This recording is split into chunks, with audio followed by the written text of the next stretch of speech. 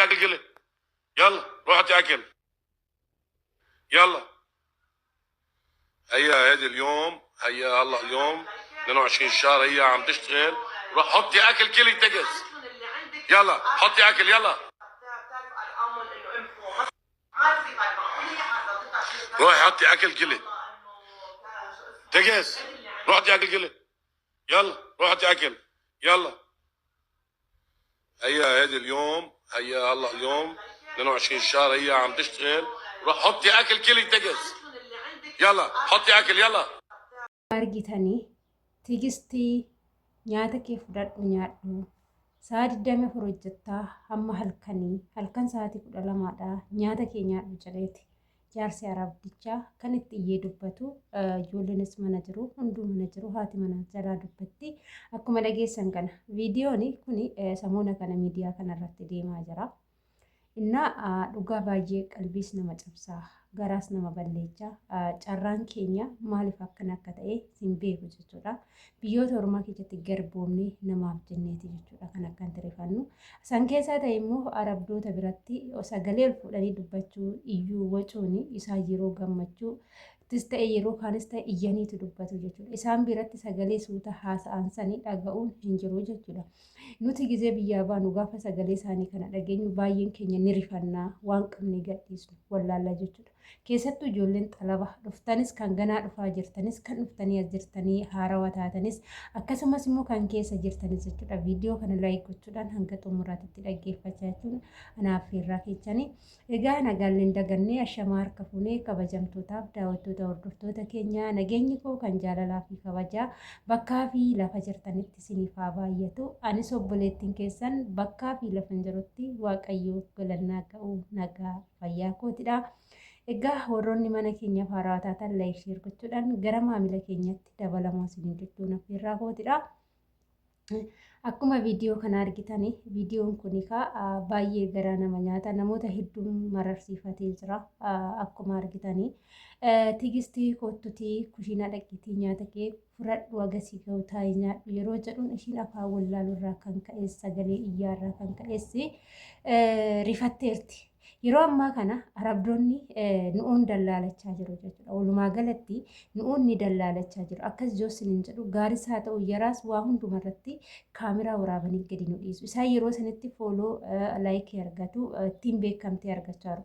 Wallaalummaa keenya irratti fayyadamanii ittiin isaan beekamtii argachaa jiru.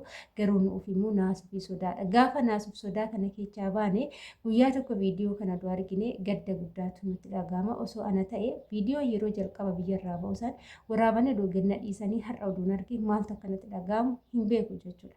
Namni kan hunda keessaas ni darba. Haa ta'uti garuu gizeen ammaatii fi gizeen jalqaba ijoolleen bara 2005 irraa jalqabdanitti yeroo biyya keenyatti biyya arabaa deemuun an akka kootti kan bare bara 2005 irraa eegaleeti jechuudha. Sanii booda babal'achaa dhufe biyya arabaa dhufaatiin yeroo sanii bara 2005 hanga bara 2009 kana jidduu haga fudhanii barumsi COC jedhamus hin jiru akkasumas immoo akka ammaa kanas hin jiru garuu bara 2011 irraa eegalee barumsi COC dhufee wantooti garaagaraa ni dhufee jechuudha. Isaan keessatti namoonni kutaa 8 kan haga kutaa 8 baratiin akkasumas kaardii kutaa 8 qabaatiin COC qabaatiin biyya arabaa deemuu hin danda'u kan jedhu seerri bahee jira jechuudha. Haa ta'u garuu dallaalonni ijoollee teenya ni fayyannetti fakkaata. Isaan maallaqa isaaniitiin of fayyadaa jiru.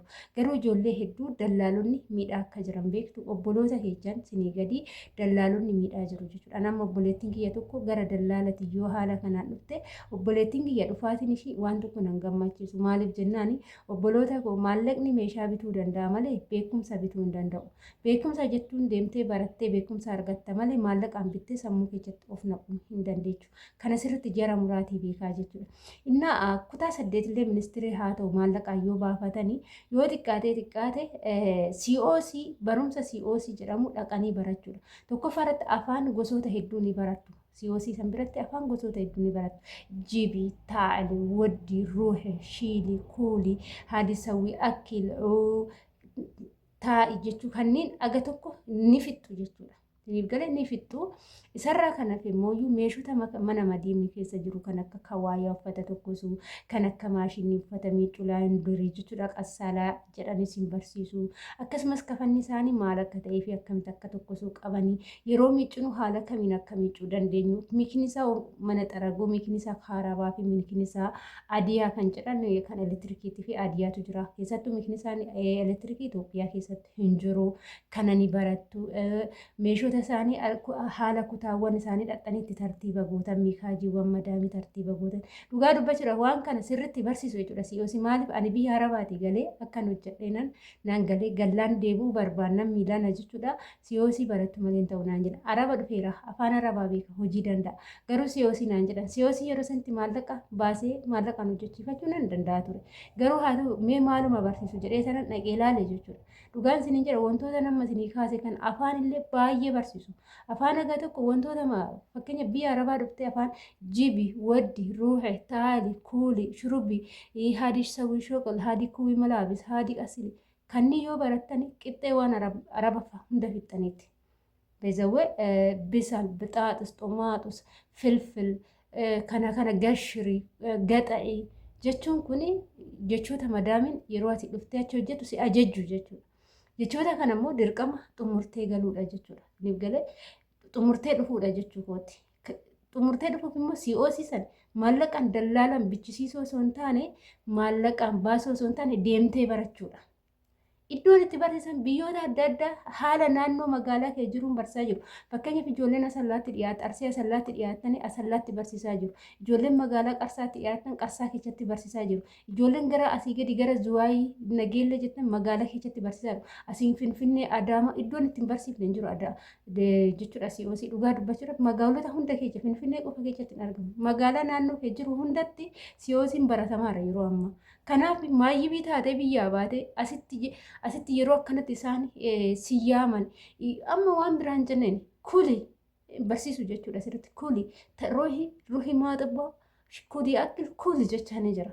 Kana si'oosii san keessatti barsiisu dhugaan isinii hima wanta kana barattee dhuftee jechuun amma doo ishiin isa san si'oosii san barattee dhuftee gizee namichi kuni tiigist ruuhi maaxibbaa kuli shinootabiin kuli inti bilsuuf من أهلين تشغلين هل صار بالليل سأصناش جريني جرا إذا كنا osoo gadi fageenyaan barattee dhufte sirriitti barsiisu kana sa'aatiin maal akka jedhamu sa'a 10 sa'a jechuun ni barsiisu ruuhi kulii jechuun ni barsiisu dhugaan isiniin jedha agamsitti fudhate walee yoonaan jettanii baatii tokkoo fi guyyaa 15 qofa baradheen baatii tokkoo fi guyyaa 15 sanir keessatti qormaata qaba qormaata san qoramne jechuudha qormaata san keessatti yoo kufte duubatti deebisanii si barsiisu malee keessa sin ari'anii jechuudha birriin achitti kaffalee yeroo san baradhanii birrii 1,000 2,500 garuu immoo dallaalan immoo nan bitadoon jedhe si'oosii san gara 5,000 ol na fixa yeroo sanuu jechuudha mee argaa laalaa maallaqni keessanuu gimmaashniin dhufu agamuun kaffaltan jechuudha achi deebitaniit immoo bara 2,500 san kan kaffale beektu isa qofa osoo hin taane oddoo san keessa taa'eetis kan iddoon hirribaa jira wanti nyaata itti bilcheeffatan jira nyaata kiyyaama fakkeenyaaf nyaata magaalaadhaan fayyadamuun jedha yeroo sanatti ani dhugaa isinitti hima nyaata baadiyyaadhaan wanta akka daakuu shiroo barbarii wantoota tokko tokko na barbaachisu fidadhee dhufeen achi keessatti kushiinaan jira wanti itti hojjetan jira wanti hundi jira iddoon bulmaataa jira 2,500 kaffalee baatii tokkoo fi guyyaa 15 oddoo san keessa taa'ee barumsa koo baradhee qormaata koo qorameen bakkuma itti baradhe sanittan ejensii sanumattan paaspoortii koo kennadhee galee jechuudha dhugaan isiniin jedha baasii tokko malee xaarii tokko malee gara Saudi Arabiyaa dhufe uummanni 30,050 kaffalee dhufe ani qarshii 4,000 doofixiinan Saudi Arabiyaa seenee har'a hojjedhee of jijjiiraa jira haala kamiin ejeensonni garaagaraa jiru haala ittiin dhufaatiin beektanii laata mee viidiyoon isinii hojjedhaa isaarratti illee dhugaan isiniin jedha inna haala kana keessattuu ijoolleen xalaba jirtan amma sa'aatii kana xalaba jirtanii obboleettiin keessan biyyarraa dhufuu yoo kan barbaaddu ta'e obboleettii keessan haala ittiin dhufaatii fi gorsaa jechuudha biyyoonni arabaa akkana sirriitti bilcheessaa ta'uuf jaaduftu ta'uuf baatu achumatti haatee malee as dhuftee boo'u irraa yoo dhufe nan hojjedhamu hin hojjedhamu kan jedhuyyuu haalota wanta biyya arabaa keessa jiru hundumaa itti himaa jechuudha. Qurxii isaanii beekanii yoo ta'eef ni dhufu yoo ta'uuf baate ni hafu jechuudha. Garaa lama godhanii dhufanii asitti rifatanii boo'anii sinis wajjin rakkattu jechuudha warroonni as jirtan. Isatti aansuudhaan immoo aadaa biyya arabaa keessatti sagalee ol fuudhanii dubbachuu, wacuun, haasa'uun aadaa isaaniiti. Ijoollee baay'ee sagalee kana ni rifattu. Anis chaalenjii kana keessa darbeera. Gizeen jalqaba dhufu gizee isaan sagalee ol fuudhanii iyyanii haasanii baala jedhu hin beektu suuta haasa'uun beekanii jechuudha. Sun aadaa isaaniiti. Wacanii haasa'uun keessattuu yeroo waa gammadan yeroo waa jedhanii sagalee ol fuudhanii haasa'uun aadaa isaanii ta'ee jira jechuudha. Aadaa isaanii kana keessatti immoo homaa gochuu hin dandeenyu. Isa waca isaanii kana immoo adadatti barattu. Ammumaayyuu amma ani fakkeenyaaf nama dhugaa shammana kana keessatti lakkoofsise yoo ta'u gizee tokko tokko gocni isaanii na rifachiisa akka waan ol lolanii wayii natti fakkaata fiigeen laala garuu isaanii hin kolfuun taphatu gammachuu haasa'u jechuudha. Garuu hin iyyuu jechuudha. Kuni aadaa isaaniiti. Ijoolleen keenya aadaa isaaniitis hin beekne baradhaa jecha. Akkasumas immoo obboloota koo adaraa keessanii warroonni biyyarraa dhufaa jirtanii jechuudha. COC baradhaa. Maallaqaan beekumsi hin bitamu. Maallaqaan beekumsa bittanii biyyaa bahuu hin dandeecha. Maallaqaan meeshaa qofa bittu. Kanaafuu COC baradhaa. Biyaansi COC sanii aga fedhillee sinaa kaffalchiisu baradhaa bakka. Agamuu miti ammallee 5,000 maal qofa kaffalanii baratu jedhan COC sanii. Maallaqa guddaa miti. Garuu immoo COC kana bituuf 10,000 maal kaffalu dhugaa isinitti hima bituurra baradhaa bakka deemaati baradhaati haala kara seeratiin osoo maallaqa amma 100,000 minaamin aga wacii masaafaraa karaa deemsa minaamin walitti qabate ijoollee nama dhufaadhaan 200,000 ol fixxanii dhufaartu garuu immoo COC san barattanii kara seeratiin yoo guuttan maallaqa 20,000 odoon fixin biyya arabaa ni dhuftu jechuudha yeroo qaala'e kanaayyuu 20,000 miti 15,000 odoon fixin ni dhuftu maatii keessanis hin kasaarsitanii ofiifis hin kasaartanii jechuudha akka mataa kootti biyya arabaa dhufuuf ofiifis hin kasaarre maatii kootis hin kasaarre biyya arabaa na fayyadde malee nan kasaarsin sababiin isaa biyya arabaa dhufuuf gizee lamaan dhufe gizee jalqabaatis birrii 2,000 bichaadhaan dhufe gizee ammaatis 4,000 olumaa galatti 6,000 bichaadha karaa biyya arabaa kanaan dhufe jechuudha. Kanaafuu nan fayyadame malee nan kasaarsine akka uummanni ijoolleen tuwwan 35,000 40,000 50,000 dallaalaa kaffallee jettan ofii keessanii of dallaaluu dandeessu. I don't care jettanii ofii keessanii bakka of course of dandeechu jechuudha. Of dandeechu si warroota of danda'e Finfinnee keessa deemtanii eejensiin Finfinnee keessa eejensota 56tu jira. Eejensota san keessa iddoo hundatti ni argama. Gojjam barandaa jira, Abisee jira, Magganaanyaa jira.